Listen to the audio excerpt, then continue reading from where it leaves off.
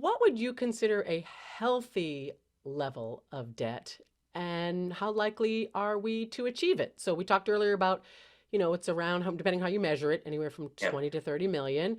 What would be a more comfortable level for you, Wendy?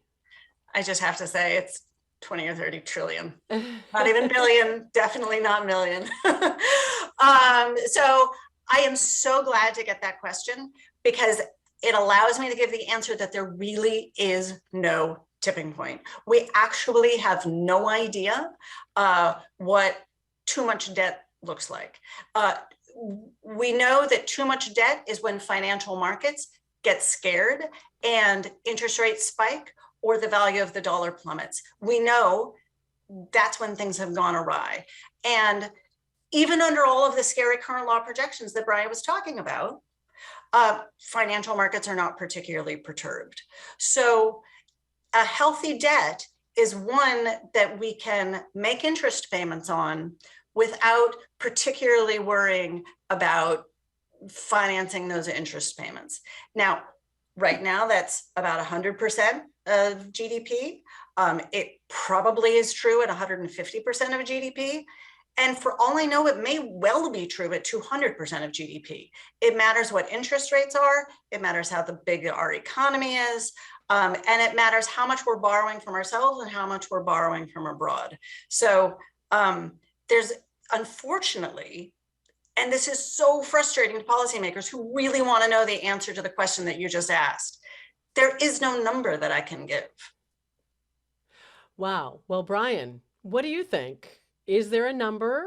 Would the healthiest level of debt be no debt at all? Would it being a creditor nation be the best situation for the United States? I'd love your thoughts on this too, Brian.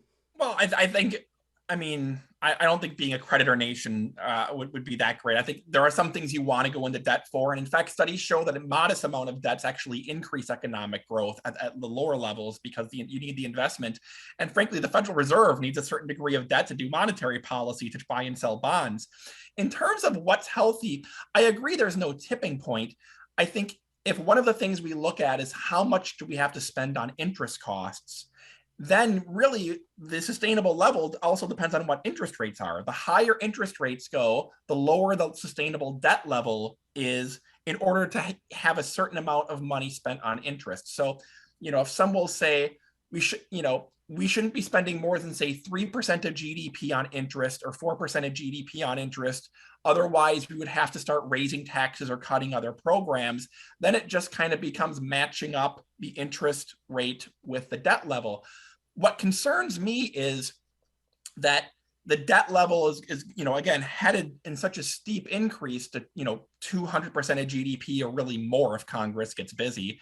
And in 30 years, you really start to need interest rates to be 1 or 2% in order to keep interest levels low when the debt gets that big.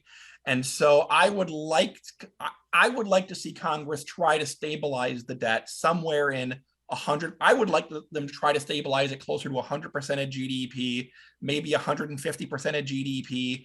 But if it starts going to 200, 250, 300, you need like a 1% interest rates then to keep the interest costs around 3% of GDP. So I would like to see some action from Congress to try to stabilize things.